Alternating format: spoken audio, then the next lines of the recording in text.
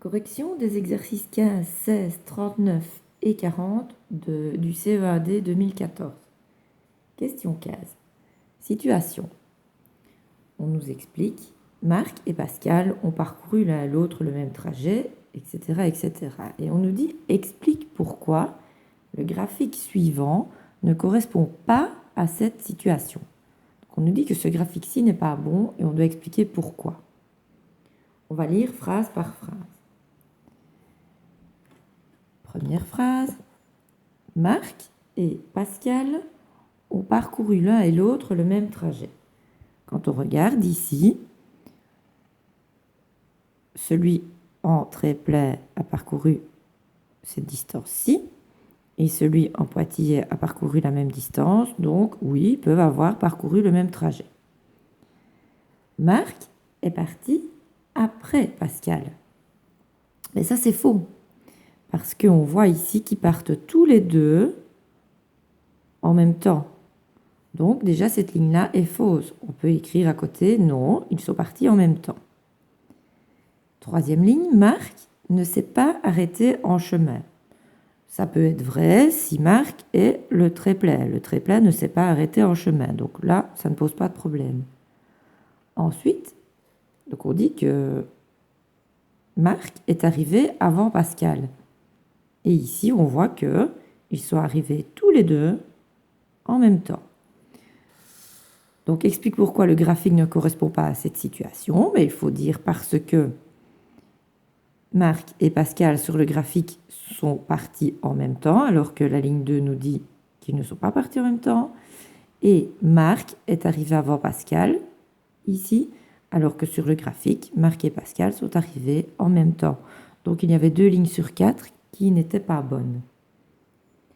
Maintenant, on nous propose 4 autres graphiques et on nous demande lequel correspond à la situation qu'on vient de lire ici. Donc, on va relire en regardant les 4 graphiques.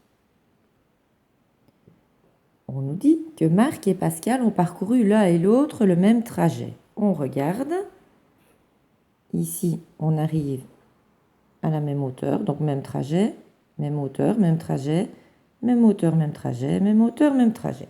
Première ligne, ça ne nous aide pas du tout. Deuxième ligne, Marc est parti après Pascal. Ici, on en a un qui part après l'autre, donc ça pourrait être ceci. Un qui part après l'autre, ça pourrait être celui-ci.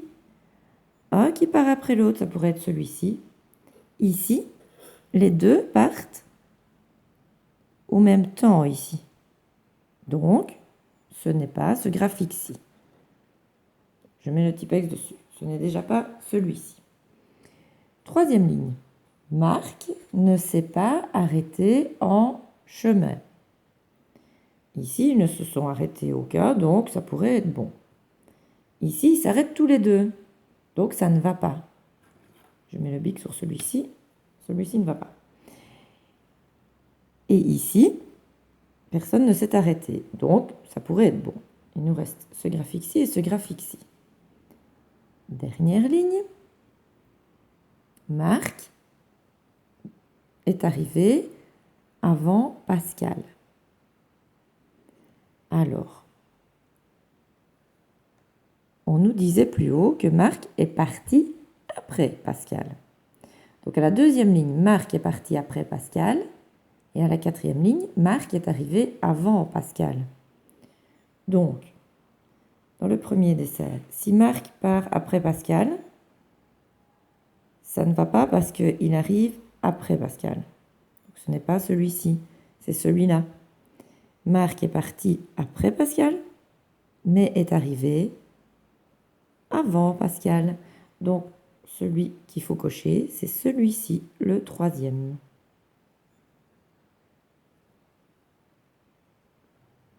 Nous voici à la question 16. Un panier de pique-nique contient des sandwichs emballés. 4 sont garnis au crabe, 5 au poulet et 6 au fromage. Détermine la fréquence, la chance d'obtenir un sandwich au poulet. Je vais d'abord dessiner le panier de pique-nique. Donc on a 4 crabes, 5 poulets et 6 fromages. Ça fait en tout 15 sandwichs. On nous demande la chance d'obtenir un sandwich au poulet. Il y a 5 chances sur 15. On simplifie cette fraction. Numérateur et dénominateur se simplifient par 5. Ça donne un tiers. Maintenant, c'est dans l'autre sens.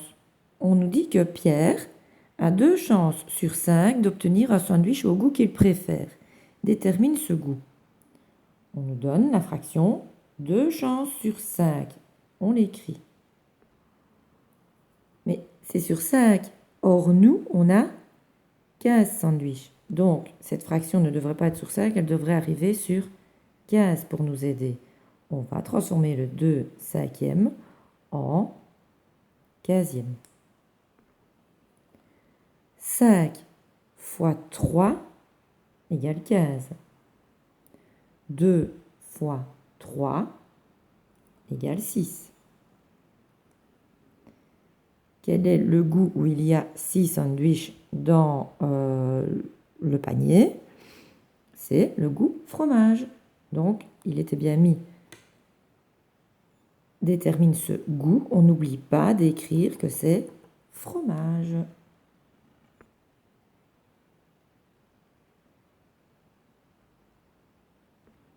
La question 39. On va nous demander l'abscisse, l'ordonnée, etc. de nos points. Pour avoir plus facile, on va écrire les coordonnées tout près de chaque point. On n'oublie pas que pour écrire les coordonnées d'un point, il faut imaginer qu'on a un facteur et qu'on va aller donner le courrier dans des buildings. Donc si je regarde le point D qui est ici, le facteur va d'abord marcher sur la rue, va marcher au sol. Donc on avance, on est le facteur, on avance, hop hop hop, et on s'arrête ici au building numéro 6. Une fois que le facteur est arrivé au building numéro 6, donc il est écrit 6, il doit maintenant savoir s'il doit aller à l'étage ou s'il doit aller dans la cave. Ici, il doit aller à l'étage. L'étage combien? 4. Voilà. Donc, quand on écrit les coordonnées d'un point, on fait attention de d'abord écrire l'abscisse qui se trouve sur l'axe des X, puis l'ordonnée qui se trouve sur l'axe des Y. Donc, ce qui est tout à fait normal, que le facteur marche d'abord par terre jusqu'au 6e building et ensuite entre dans l'ascenseur pour monter ou descendre. On va regarder le point F maintenant. Donc, le facteur marche. Il va jusqu'au building numéro A. Et il ne prend pas l'ascenseur parce que c'est au sol, donc il reste au 0. Le 1, le facteur marche. 1, 2, il s'arrête au 2e building. Mais cette fois-ci, il doit aller livrer au moins 1 dans la cave.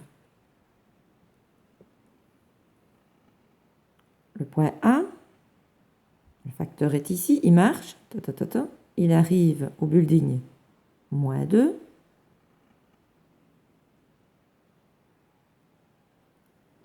Ensuite, une fois qu'il est au building moins 2, est-ce qu'il va dans les caves ou est-ce qu'il monte? Il monte au plus 2. Le B, le facteur marche jusqu'au moins 3. Il est au building moins 3, donc on écrit moins 3. Ensuite, ceci, est-ce que c'est aller à l'étage ou dans la cave? Dans la cave. Où ça? Au moins 3 également.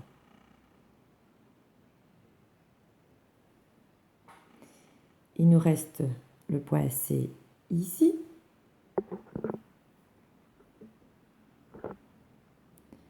Le facteur reste ici au building 0.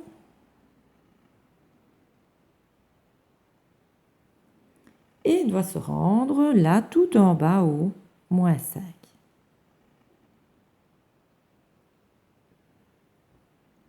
Maintenant qu'on a écrit toutes nos coordonnées, on va avoir beaucoup plus facile pour répondre aux questions. On nous dit parmi les points A, B, C, D, E et F, donc tous ceux sur lesquels on a écrit les coordonnées, détermine le point dont l'abscisse et l'ordonnée sont de nombres opposés. Je vous écris d'abord un rappel. Abscisse, c'est sur l'axe des X qui est horizontal. Ordonnée sur l'axe des Y qui est vertical. Et quand on écrit les coordonnées, c'est d'abord l'abscisse, puis l'ordonnée. Donc l'abscisse, c'est le premier nombre, l'ordonnée, c'est le deuxième nombre. Et ici, on nous demande de déterminer le poids dont l'abscisse et l'ordonnée sont de nombres opposés. Donc deux nombres qui ont la même valeur absolue, mais qui sont de signes contraires. Où est-ce qu'on a ça? On a ça ici, au A, parce qu'on a moins 2 et 2. Donc à la question A, la réponse c'est grand A. La question B détermine le point dont l'abscisse est nulle. L'abscisse, c'est le premier nombre. Donc on nous demande quel est le point dont le premier nombre est égal à 0. Être nul, ça veut dire être égal à 0. C'est le point C. On voit que c'est 0. Donc la réponse du B, c'est C. Ensuite, la question C détermine les deux points dont l'ordonnée est supérieure à 3 demi. 3 demi, ça veut dire 3 divisé par 2. 3 divisé par 2, c'est égal à 1,5. On nous demande de trouver ceux dont l'ordonnée est plus grande que 1,5. L'ordonnée, ça veut dire à quel étage ils habitent. Donc, on nous demande ceux qui habitent plus haut que le 1,5. Le 1,5 est ici. Qui habite plus haut? Le A et le D.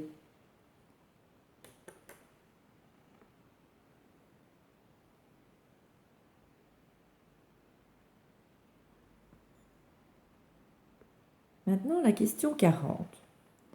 On a demandé à 1800 adolescents de donner le nom de leur opérateur GSM. Les résultats sont repris dans le tableau suivant. Donc, on a 3 opérateurs ici et le nombre d'adolescents qui sont chez ces opérateurs-là. On nous dit qu'il y a 1800 adolescents en tout. Ils auraient pu ne pas le dire dans l'énoncé. On aurait pu le trouver directement dans le tableau. Il aurait fallu additionner 855, 405 et 540. Et au total, ça fait bien 1800. Alors, on nous donne un diagramme circulaire et on nous dit de le compléter. Le diagramme a une légende. Ici, c'est du gris ligné. Donc, c'est l'opérateur call-me. Je vais l'écrire tout près pour ne pas me tromper après. Donc, celui-ci, c'est call-me. On nous demande de compléter. Donc, ça veut dire de trouver l'amplitude des 2 morceaux manquants ici. Je remonte sur mon tableau. J'avais mis 1800 ici, mais tout compte fait, je l'ai mis en dessous, ce sera plus facile. Le total d'adolescents, c'est 1800. Mais le total de degrés, un cercle complet, c'est 360 degrés. Ici, ce sont les degrés. Donc, je vais devoir trouver comment passer de 1800 à 360.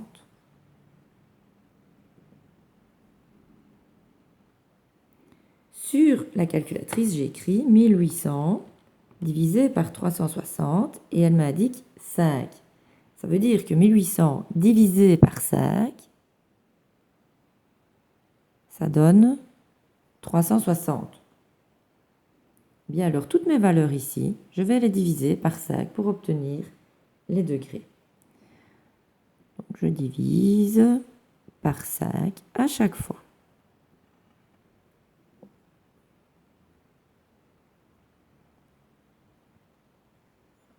à la calculatrice ou en divisant par 10 et puis en faisant x2. Voici les trois valeurs obtenues. 171 degrés, 81 degrés, 108 degrés. Call me est déjà dessiné ici. Call me, il est là, il doit mesurer 81 degrés. Je vais aller voir si mes calculs sont bons, si ici c'est bien 81 degrés. Je place mon aristo. Le 0 ici, contre ici. Et je vois que j'arrive bien à 81 degrés. Donc mes calculs sont bons. Call me est déjà dessiné. Il faut maintenant que je dessine Dring. Dring, 108 degrés. Donc je place mon équerre aristo contre ceci. Voilà, comme ceci. Il me faut 108 degrés. 108 degrés, c'est un angle obtus. Donc, je dois dépasser le 90 degrés. Jusque-là, c'est 90, 100, 105, 106, 107, 108. Je fais un petit trait à 108. Ensuite, je relie mon petit trait au centre du cercle.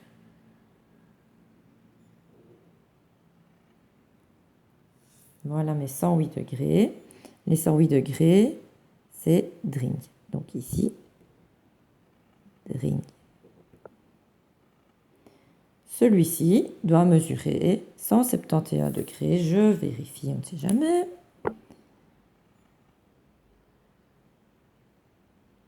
Voilà, 171 degrés, donc c'est juste. 171 degrés, c'est Bell GSM.